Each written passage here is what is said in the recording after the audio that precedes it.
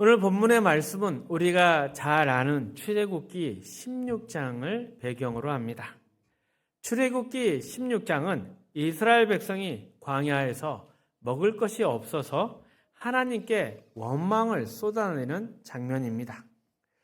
그래서 하나님은 그들에게 만나를 내려주시면서 매일 필요한 만큼만 거두어라 말씀하시며 그들이 이 명령을 따르는지 지켜보겠다고 하십니다. 그런데 하나님은 이 상황을 통해서 훨씬 더 근본적인 질문을 우리에게 던지십니다. 사람이 하나님을 믿고 살아가지 못하는 이유가 환경 때문인가?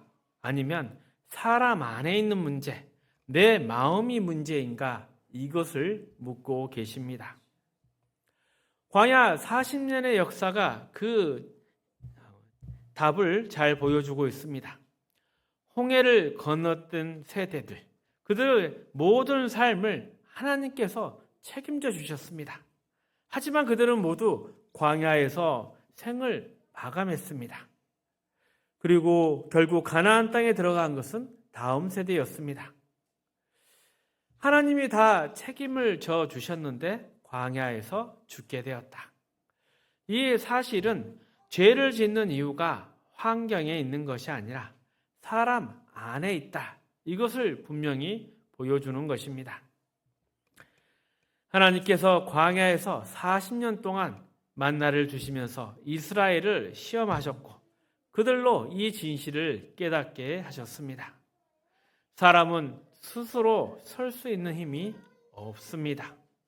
우리 안에 진리나 거룩함이 없고 우리 자신의 인생을 책임질 수 있는 스스로의 권위나 능력이 없습니다.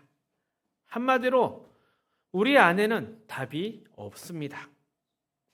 신명기 8장은 이것을 다시 정리하고 있습니다. 광야에서 떠돌아다니며 만나를 먹으며 이스라엘이 배운 것은 사람이 떡으로만 사는 것이 아니다. 이것은 그저 하나님의 말씀이 중요하다 이런 정도가 아니라 사람 안에 생명이 없다. 진리도 없다는 것을 인정하는 고백입니다. 생명과 진리, 살아갈 힘과 능력은 오직 하나님께 있습니다. 이 사실을 깨닫게 되면 자연스럽게 인생의 길은 딱 하나 남습니다. 하나님을 의지하면서 사는 것입니다. 하나님이 이스라엘에게 거듭 말씀하신 내 말을 따르라, 내 길을 지켜라, 나를 경외하라. 이것은 여러 선택 가운데 하나가 아니라 사람이 사람답게 살 수 있는 유일한 길을 가리키는 것입니다. 그런데 우리는 이 내용을 이미 잘 알고 있다고 착각하기가 쉽습니다. 예배도 드리고 성경도 읽으며 나름의 신앙생활을 잘하고 있다고 생각하기 때문입니다. 광야의 이스라엘도 다르지 않았습니다. 그들도 매일 만나를 먹었고 반석에서 물이 나오는 기적을 체험했으며 성막에서 제사도 드렸습니다. 그래서 스스로 우리는 하나님을 잘 예배하고 하나님께 복을 받는 사람들이라 생각했습니다. 하지만 성경은 그 40년을 칭찬하지 않습니다. 오히려 그 시간을 통해서 드러난 것은 겉으로 신앙생활 한다면서도 속으로는 여전히 하나님을 의지 않는 교만한 모습이었습니다. 그래서 오늘 본문의 말씀을 보면 지금 내 신앙이 어디에 서 있는지를 돌아보게 합니다. 하나님이 광야에서 이스라엘을 40년간 훈련시키는 이유는 생명이나 진리, 이 모든 것이 하나님께만 있다. 이것을 가르쳐주고 싶었던 것입니다. 이스라엘이 이 사실을 잘 알았다면 어떻게 살아야 했을까요? 그 답을 신명기 8장 17절 이하에 이렇게 기록되어 있습니다. 함께 읽습니다. 그러나 내가 마음에 이르기를 내 능력과 내 손의 힘으로 내가 이 재물을 얻었다 말할 것이라. 내 하나님 여호와를 기억하라. 그가 내게 재물 얻을 능력을 주셨습니다. 이같이 하시면 내 조상들에게 맹세하신 언약을 오늘과 같이 이루려 하심이니라. 내가 만일 내 하나님 여호와를 잊어버리고 다른 신들을 따라 그들을 섬기며 그들에게 전하며 내가 너희에게 증거하노니 너희가 반드시 멸망할 것이라. 여호와께서 너희 앞에서 멸망시키신 민족들 같이 너희도 멸망하리니 이는 너희가 너희의 하나님 여호와의 소리를 청종하지 아니함이니라. 하나님께서 두 가지를 경고하십니다. 우상을 섬기지 말라, 교만하지 말라. 그런데 이 두 가지는 서로 깊이 연결되어 있습니다. 먼저 우상을 섬기지 말라. 어떤 조각이나 형상 앞에 절하지 말라, 그런 뜻이 아닙니다. 더 근본적으로는 우리 인생의 목표와 방향을 누가 정하느냐의 문제입니다. 하나님은 우리 인생의 목표와 내용, 삶의 방법을 정하시는 분입니다. 우리는 스스로 자신의 삶을 정할 수 있는 존재가 아닙니다. 선과 악을 정할 수 있는 존재가 아닙니다. 그런데 여기서 오해하지 말아야 할 것이 있습니다. 하나님이 우리의 삶을 정하신다. 이것은 우리를 억압하거나 굴복시킨다는 그런 뜻이 아닙니다. 오히려 우리를 사람답게 살아가도록 하시는 것입니다. 하나님의 복받은 자녀답게 살도록 생명과 진리, 의와 거룩으로 채워지는 인생입니다. 하지만 우리의 마음과 눈은 자꾸 다른 쪽으로 흘러갑니다. 헛된 욕심 따르고 싶고 편하고 즐거운 거 붙잡고 싶고 내 자존심 높아지는 쪽으로 선택하고 싶어집니다. 그러니 이 지점에서 충돌이 일어나는 것입니다. 하나님이 정하시는 방향과 내가 원하는 방향, 이것이 서로 부딪히는 것입니다. 그러다가 등장하는 것이 우상입니다. 하나님 아니어도 괜찮아. 내 욕심을 채워줄 것이 있어. 내 자존심을 세워줄 것이 있어. 내가 원하는 건 모두 다 이루어질 거야. 이렇게 하며 붙잡는 것이 바로 우상입니다. 오늘날 가장 대표적인 우상이 돈입니다. 돈 자체가 문제가 아니라 돈으로 얻을 수 있는 것들에 내 마음을 뺏기는 것이 문제입니다. 돈이 만들어내는 능력, 지위, 권세, 이런 것을 붙잡으려 하고 하나님이 아닌 돈을 의지하며 살아가기를 원합니다. 그래서 거듭 경고를 하십니다. 우상을 섬기지 말라. 여러분의 인생은 어떠십니까? 그리고 이어서 하나님은 교만을 경고하십니다. 하나님은 광야 40년 동안 이스라엘의 의복이 헤어지지 않도록 하시고 발이 부르트지 않도록 지키셨으며 먹고 마시는 모든 것을 다 책임져 주셨습니다. 광야에서 어디 그들이 경작을 하고 노동을 했습니까? 그러면서 하나님이 그들에게 요구한 것은 딱 하나였습니다. 거룩하게 살아라. 내 자녀답게 살아라. 그런데 이스라엘은 이에 부합하지 못했습니다. 하나님, 이 광야에서 먹고 살기 힘들어 하나님을 섬기지 못하겠습니다. 이렇게 불평하며 변명하며 실제로 더 많은 것을 가지려 했고 부를 쌓으려 했고 쾌락을 따라갔습니다. 분명히 자신들의 모든 삶을 하나님이 책임져 주셨는데 하나님의 말씀을 듣지 않았습니다. 그러니 이 광야 40년 동안에 한 가지 분명해지는 것은 사람은 배가 고파서 없어서 죄를 짓는 것이 아닙니다. 그렇다고 배부르다고 나아지는 것도 아닙니다. 오히려 배부르고 편안해질수록 마음 깊은 곳에서는 의의가 아니라 죄가 더 쉽게 드러납니다. 그리고 이것이 오늘날 우리의 모습이 아닐까 합니다. 참으로 안타깝습니다. 그러기에 우리의 삶의 기준이 인생의 목표가 바뀌어야 합니다. 얼마나 가졌는가, 얼마나 성공했는가, 이것이 아니라 정말 중요하고 붙들어야 될 것은 우리가 하나님을 섬기는 것입니다. 그리고 우리가 살아가는 방법도 쾌락이나 자존심 따라가는 것이 아니라 하나님의 말씀과 진리와 거룩이 되어야 합니다. 그런데 이런 하나님이 아닌 우상을 따라가는 자들에게 반드시 나타나는 현상이 있습니다. 그것은 바로 마음의 교만입니다. 자기가 가지고 누리고 있는 모든 것이 스스로 내 손으로 얻었다 생각하고 지금 누리고 있는 이것도 내 능력과 노력이라 생각을 합니다. 그러니 하나님을 더 의지하지 않는 것이죠. 이에 대해서 예레미야서 9장은 이렇게 이야기합니다. 함께 읽습니다. 여호와께서 이렇게 말씀하시되 지혜로운 자는 그의 지혜를 자랑하지 말라. 용사는 그의 용명을 자랑하지 말라.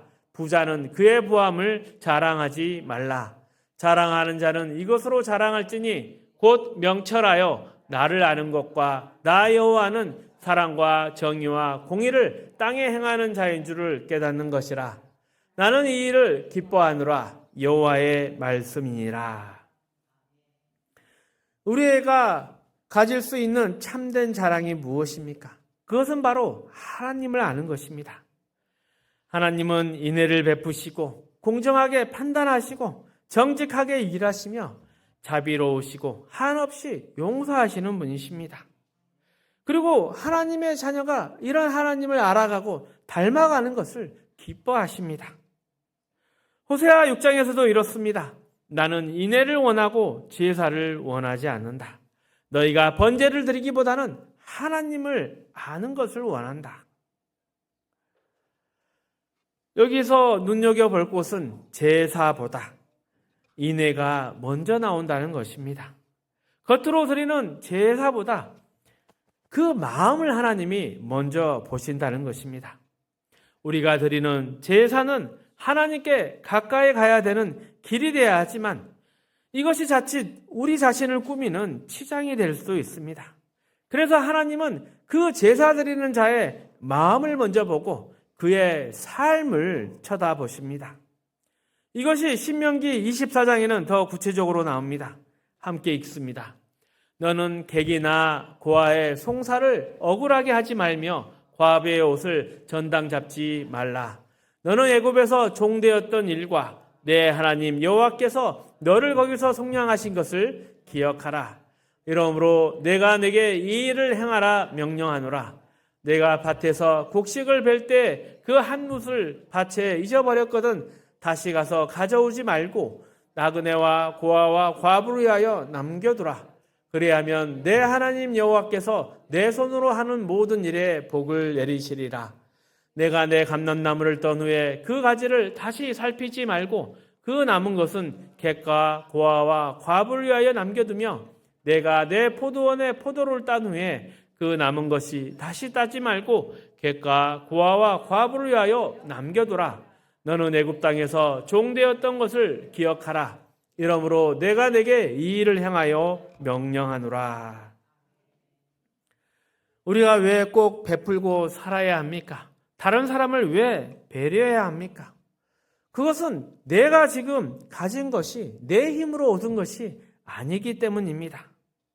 그래서 하나님은 이스라엘에게 우리에게 제사보다 인애를 먼저 배우라 하십니다. 그리고 구체적으로 말씀하십니다. 너희의 삶에서 나그네와 고아와 과부를 향해 자비를 베풀어라. 이렇게 요구하시는 것은 우리가 먼저 그 자비의 은혜를 입은 자들이기 때문입니다.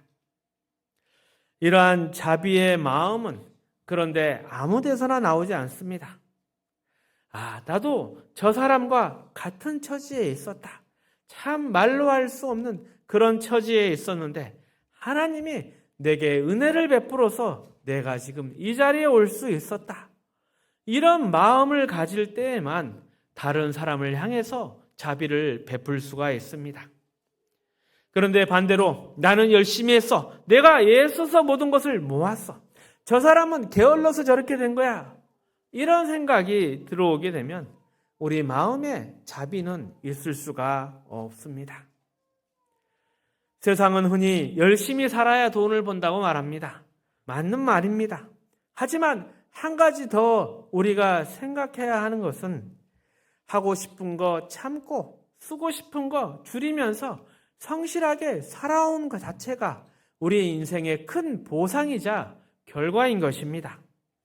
반대로 게으르고 아무렇게나 사는 것, 그 역시 안타까운 인생입니다. 그러니 지금 내 삶도 다르게 봐야 합니다.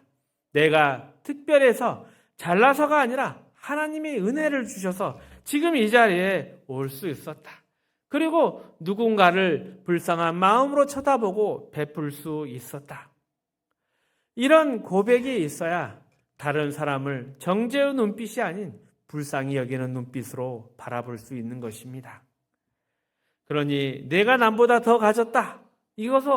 이것으로서 자신을 확인하려 하지 마시고 대신 내가 얼마나 베풀고 살고 있는가, 얼마나 양보하고 용서하고 있는가, 이것을 살펴봐야 합니다.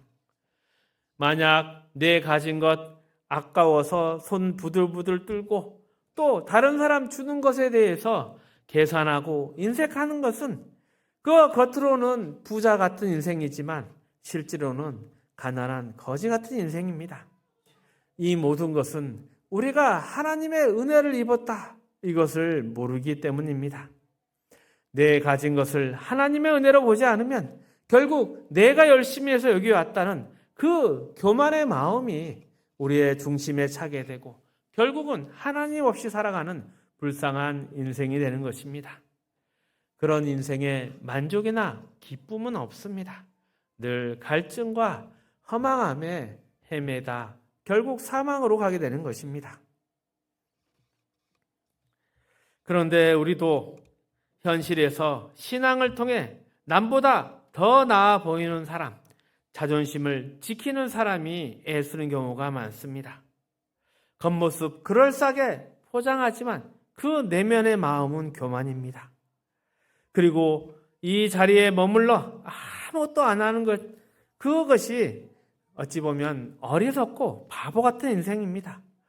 분명히 하나님이 주신 것 안에는 목적이 있고 뜻이 있고 그것을 가지고 나아가서 베풀어야 하는데 그저 하나님 주신 것을 또 하나님을 내 목적을 위한 수단으로만 이용하고 사는 것은 우상 숭배와 크게 다르지 않습니다. 그래서 성경은 겉모습이 아니라 삶으로 하나님을 드러내기를 원하고 또 그것을 기록하고 있습니다. 이사야서 58장입니다. 함께 읽어봅니다.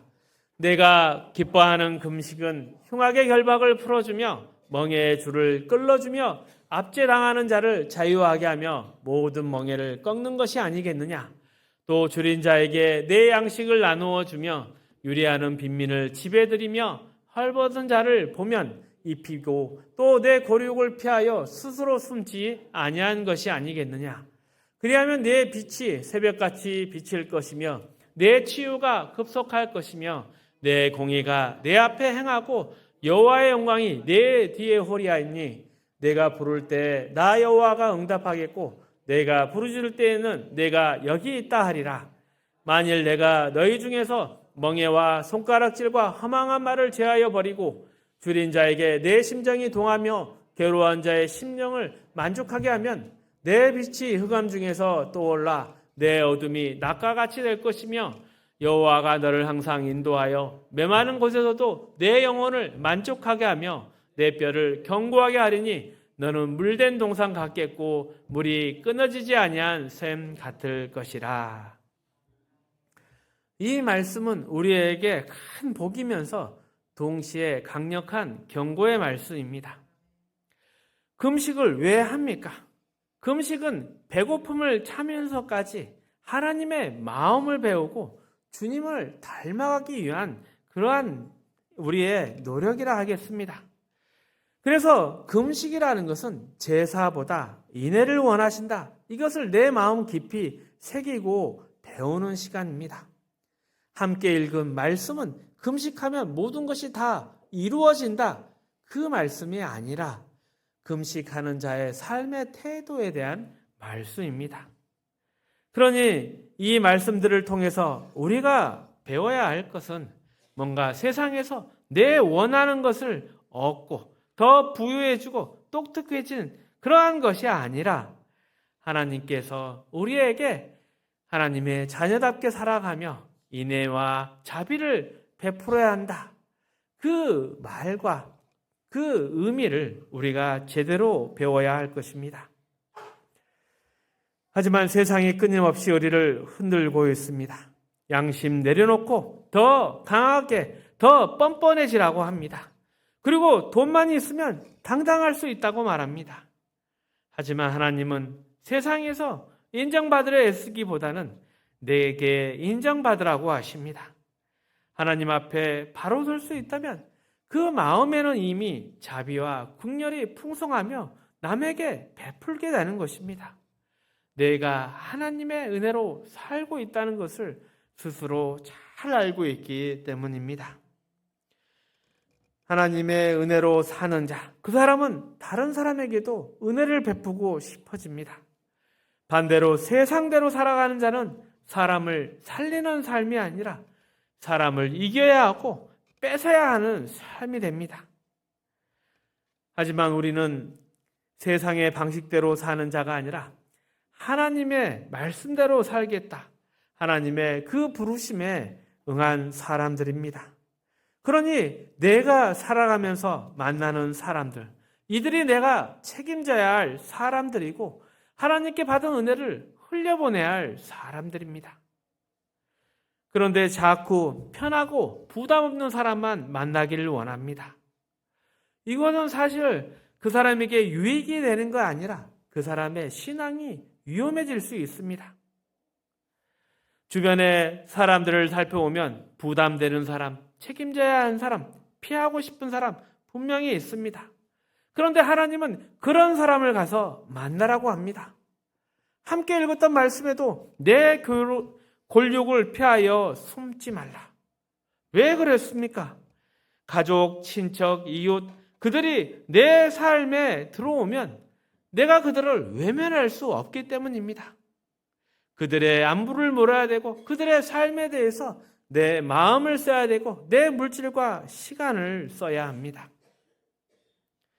물론 그들을 만나는 일은 쉽지가 않습니다. 이야기를 들어줘야 되고 부담을 감당해야 되고 내 시간과 물질을 내어줘야 합니다. 하지만 이 일은 교회에 나와서 예배드리는 일, 헌금하는 일로 대신할 수 없습니다. 각자가 자신의 삶에서 감당해야 하는 부분입니다. 그리고 성경은 이러한 책임을 내 삶 속에 의도적으로 담아야 한다고 말합니다.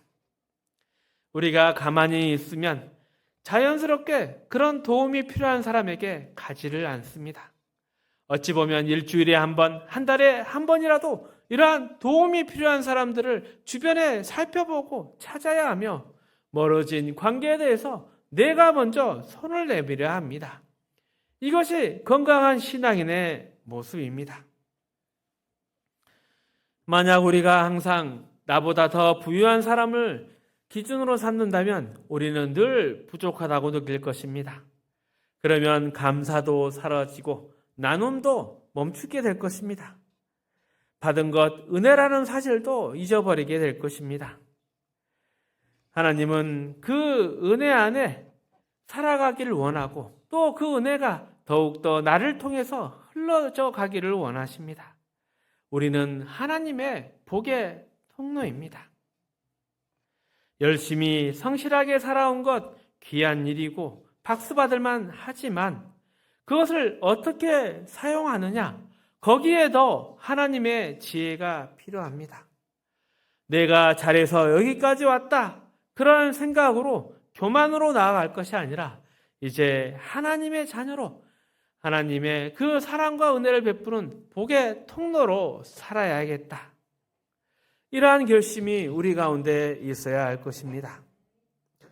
우리가 똑똑하고 특별해서 하나님의 부르심을 입은 것이 아닙니다. 하나님이 기뻐하셔서 우리를 선택하시고 우리의 인생에 복을 베풀어 주십니다. 그래서 우리의 삶의 기준은 내가 행복한가가 아니라 하나님이 기뻐하신가입니다. 내 하고 싶은 대로 살아가면서 그 위에 신앙을 포장하는 삶이 아니라 하나님이 기뻐하시는 방향으로 내 삶을 맞추어 가는 것, 그것이 우리가 걸어가야 할 인생입니다. 말씀을 정리하겠습니다. 사람은 떡으로만 사는 존재가 아니라 하나님의 말씀으로 사는 존재입니다. 광야에서 이스라엘의 모든 삶을 하나님이 책임져 주셨지만 그들은 결국 죄악으로 사망으로 나아갔습니다. 문제는 환경이 아니라 우리 마음속에 있습니다. 우리 안에는 진리나 생명, 어떠한 거룩한 것도 없습니다. 그러기에 하나님은 경고하십니다. 우상을 섬기지 말고 교만하지 말라. 우상은 하나님을 대신하여 내가 원하는 것을 붙잡는 것이고, 교만은 내가 다 이루었다 착각하는 것입니다. 하지만 하나님은 그 마음 가운데 제사보다 인애를 원하십니다. 우리가 받은 은혜를 기억하고 그 은혜를 다른 사람에게 흘려보내기를 원하십니다. 그리고 이러한 신앙은 우리의 삶 속에서 드러나야 합니다. 하나님이 주신 것, 그것이 내게 복이 아니라 화가 될 수 있습니다. 더 흘려보내고 더 하나님께 복된 것을 구하고 의지하고 하나님의 사역에 동참해 가는 것, 하나님의 나라를 이 땅 가운데 누리고 나누는 것이 바로 자녀된 자의 멋진 삶입니다. 승리하시기를 축복합니다.